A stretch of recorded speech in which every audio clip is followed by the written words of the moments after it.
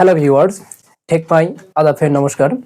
Today's in this video, I will try to show you how we will introduce myself in English. So let's get started. আমাদেরকে অনেক সময় বলা হয় introduce yourself. আমরা introduce myself করার সময় কোন কোন বাক্যগুলো বলবো এবং কোন কোন বাক্যগুলো বলবো না আজকের ভিডিওতে আমি এটাই দেখানোর চেষ্টা করব। আশা করি সকলেই সাথে থাকবেন। ধরুন আমাদেরকে বললো introduce yourself, অর্থাৎ তোমার পরিচয় দাও বা তোমার সম্পর্কে বলো। তখন আমরা প্রথমে বলতে পারি thank you so much for giving me opportunity to introduce myself. আমাকে আমার পরিচয় দেওয়ার সুযোগ দেওয়ার জন্য আপনাকে অসংখ্য ধন্যবাদ। তো প্রথমে আমরা যেটা বলতে পারি সেটা হলো হ্যালো আদাব বা হ্যালো আসসালামু আলাইকুম। এটা দিয়ে আমরা শুরু করতে পারি হ্যালো আসসালামু আলাইকুম অর হ্যালো আদাব, আপনারা যে যেটা বললেন। তারপর আমরা বলতে পারি গুড মর্নিং অথবা গুড ইভিনিং অথবা গুড আফটারনুন। এখন ধরুন যদি সকালবেলা হয় তাহলে আমরা বলবো good morning to all of you, আপনাদের সবাইকে শুভ সকাল। যদি 12টার পর থেকে হয়, দুপুর 12টার পর থেকে হয়, তখন আমরা বলবো good afternoon to all of you. যেহেতু এখন সন্ধ্যা, তো এই জন্য বলবো good evening to all of you, আপনাদের সবাইকে শুভ সন্ধ্যা, আপনাদের সবাইকে শুভ সন্ধ্যা। তারপরে যেটা আমাদেরকে বলতে হবে সেটা হলো আমাদের নাম। এই নাম অনেকে অনেকভাবে বলে, যেমন এটা আমরা বলতে পারি I am Bikesh Roy, I am Bikesh Roy. আমি বোঝানোর ক্ষেত্রে আমি আমার পরিচয়টা এখানে ব্যবহার করার চেষ্টা করব। যেমন আমরা আই এম বিকেশ রায়, এটাকে আমরা এভাবে বলতে পারি my name's bKash Roy, my name's bKash রায়। আপনারা অনেকে এইভাবে বলেন যে আই এম বিকেশ রায়। এই যে এমটা আপনারা যতটা পারেন সংক্ষিপ্ত বলার চেষ্টা করবেন, কারণ এভাবে বললে অতটা ভালো হয় না। যেমন এখানে লিখছি আই এম, আমরা সংক্ষিপ্ততে বলার চেষ্টা করব, তাহলে শুনতে ভালো লাগবে। তাহলে আমরা বলবো আই এম বিকেশ রায়। আপনাদের নামটা বলবেন, আপনাদের যেটা নাম সেটা বলবেন। তাহলে আই এম বিকেশ রায়, এটাকে আমরা এটাভাবে বলতে পারি মাই নেমস বিকেশ রায়। অথবা অনেকে এইভাবে বলে দিস ইজ বিকেশ রায়। আসলে আমি আপনাদেরকে বলি যে যদি সরাসরি আপনাদের সামনে মানুষগুলো থাকে তাহলে দিস ইজ বলার দরকার নেই। দিস ইজ সাধারণত যেমন ফোনের অপর প্রান্তে যদি আমরা থাকি, যদি ফোনে কথা বলি তাহলে আমরা বলতে পারি দিস ইজ বিকেশ রায়। তো এই জন্য আমি আপনাদেরকে বলবো আই এম অথবা মাই নেমস এটা ব্যবহার করার চেষ্টা করবেন। তাহলে গেল নাম। তো এবার আসুন বয়স। এটা বয়সটা আসলে আপনারা দিতেও পারেন আবার নাও দিতে পারেন, তো আমি আপনাদের বোঝানোর সুবিধার্থে এটা ব্যবহার করেছি। তাহলে ধরেন যে আপনার বয়স 20 বছর হতে পারে, আপনার বয়স 21 বছর হতে পারে, তাহলে আমরা বলবো I am 23 years old, I am 23 years old. যেহেতু আমরা বয়স 23 বছর, আপনার বয়স যদি 20 বছর হয় তাহলে আপনি 20 ব্যবহার করতে পারেন। তাই আমার বয়স যেহেতু 23 বছর, এই জন্য আমি ব্যবহার করবো 23।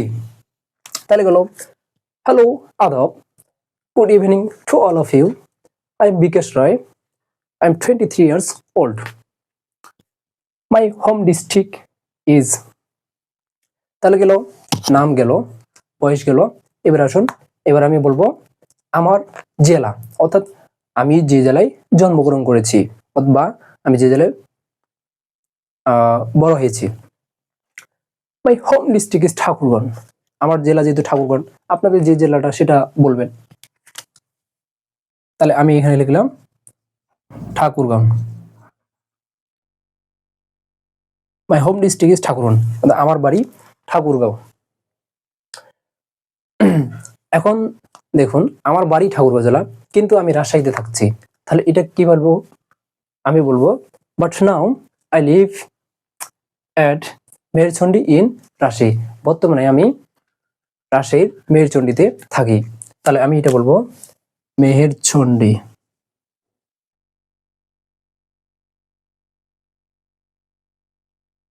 মেহেরচন্ডী ইন রাজশাহী। বর্তমানে আমি রাজশাহীর মেজচণ্ডীতে থাকি। My home district is Thakurgaon, but now I live at Meherchandi in Rajshahi. আপনারা অবশ্যই প্রিপোজিশন ব্যবহারের ক্ষেত্রে সতর্ক থাকবেন, কারণ প্রিপোজিশনটা খুবই গুরুত্বপূর্ণ। কারণ এখানে রাজশাহী হচ্ছে ডিস্ট্রিক্ট, এই জন্য আমি ব্যবহার করছি রাজশাহী পূর্বে ইন, এবং রাজশাহী জেলার একটা ছোট্ট একটি স্থান হলো মেহেরচণ্ডী বা জায়গার নাম, সেই জন্য এটা আমি ব্যবহার করেছি এট। তাহলে হলো my home district is Thakurgaon, but now I live at Meherchandi in Rajshahi. এবার আসুন, আমি আমার জেলার পরিচয় দিলাম, আমার জেলার নাম এবং আমি বর্তমানে কোথা থাকছি এটা আমি পরিচয় দিয়ে দিলাম।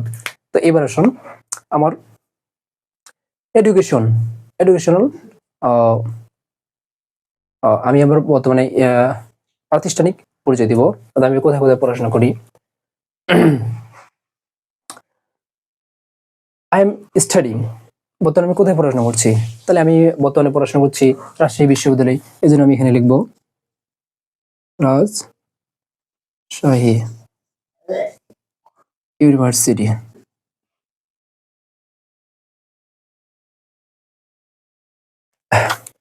I am studying at Rajshahi university, আমি বর্তমানে রাজশাহী বিশ্ববিদ্যালয়ে অধ্যয়ন করছি। In honours third year second semester, আমি বর্তমানে রাজশাহী বিশ্ববিদ্যালয়ের তৃতীয় বর্ষের দ্বিতীয় সেমিস্টারে অধ্যয়ন করছি বা পড়াশোনা করছি। এদের আমি মনে করেন যে এটা আপনারা এভাবে লিখতে পারেন, যে আপনি যদি ধরেন যে ক্লাস 12-এ পড়েন, তাহলে আপনি এইভাবে বলতে পারেন আই এম ইন ক্লাস 12 বা আই রিড ইন ক্লাস 12, আপনারা এভাবে বলতে পারেন, সমস্যা নেই। আমি সংক্ষিপ্ত করার চেষ্টা করছি। I am studying at Rajshahi university in honours third year second semester, তাহলে আমি রাজশাহী বিশ্ববিদ্যালয়ের তৃতীয় বর্ষে দ্বিতীয় সেমিস্টারে অধ্যয়ন করছি। মাই সাবজেক্ট ইজ, অর্থাৎ আমি কি সাবজেক্ট নিয়ে পড়ছি সেটা আমরা উল্লেখ করব। আপনারা যেটা নিয়ে পড়েন সেটা উল্লেখ করবেন। History, my subject is history. এবার আসুন, আপনারা যদি অতিরিক্ত আরো দিতে চান, যেমন আমি রাজশাহী বিশ্ববিদ্যালয়ের তৃতীয় বর্ষে পড়াশোনা করতেছি, আমি যদি এটা বলতে চাই যে আমি এসএসসি কোথা থেকে পাশ করেছি, এইচএসসি কোথা থেকে পাশ করেছি, আপনারা এটা কিভাবে দিবেন আসুন দেখে নিন। আপনারা এটা এভাবে লিখতে পারেন, I have completed my SSC from, স্কুলের নামটা দিবেন আপনারা। আমি এখন হাই স্কুল থেকে পাশ করেছি, এই জন্য আমি কি বলবো, আখা নগর হাই স্কুল, এই জন্য আমি কি দিব, I have completed my SSC from Akhanagar high school in 2018, আমি আখানগর হাই স্কুল থেকে 2018 সালে এসএসসি পাস করেছি বা শেষ করেছি।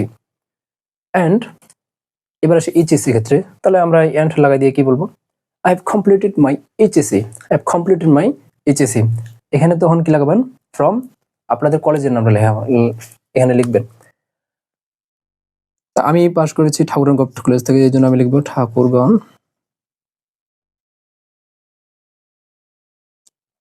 Government college. I have completed my HSC from Thakurgaon government college in 2020, আমি ঠাকুরগাঁও সরকারি কলেজ থেকে 2020 সালে এইচএসসি পাস বা এইচএসসি সম্পূর্ণ করেছি। এখন তাহলে আমার গেল প্রাতিষ্ঠানিক যেটা পরিচয় সেটা আমি দিলাম। তো এবার আমি কি হতে চাই এটা উল্লেখ করতে পারেন, আমি কি হতে চাই, যেমন আমি হতে চাই শিক্ষক, তাহলে আমি এবার এখানে বলবো I want to be a teacher, I want to be a teacher, I want to be a teacher, I want to be a teacher। এখন আপনারা অনেকে ডক্টর হতে পারেন, তাহলে এখানে লিখবেন I want to be a doctor দিতে পারেন। তাহলে আপনারা অনেকে আবার ইঞ্জিনিয়ার হতে চাইতে পারেন, তখন আপনারা বলবেন I want to be an engineer, তখন ব্যবহার করবেন an। তারপর এবার আসেন হবি বা শখ, আপনাদের কোন জিনিসটা ভালো লাগে, যেমন basically I am a sports lover, মূলত আমি ক্রীড়াপ্রেমী। I love to play cricket, যেমন আমার ক্রিকেট খেলতে ভালো লাগে, তো এই জন্য আমি এখানে বলবো ক্রিকেট।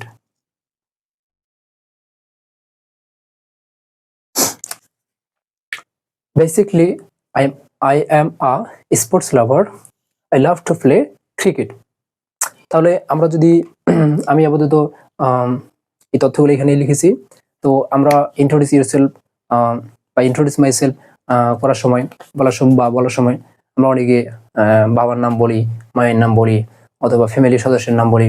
আসলে এটা অতটা দরকার নাই বা না বললেও হয়। তো আপনারা যদি আবার বলতেও চান তাহলে আপনারা এইভাবে বলতে পারেন, মাই ফাদার্স নেম ইজ, যেটা হয় সেটা বলবেন, মাই মাদার্স নেম ইজ। তারপর এটা বলতে পারেন, আমার ফ্যামিলিতে 5 জন বা 6 জন সদস্য আছে, তাহলে এটা বলবেন দেয়ার আর 5 মেম্বার্স ইন মাই ফ্যামিলি। তো আপনারা এইভাবে বলতে পারেন, সমস্যা নেই।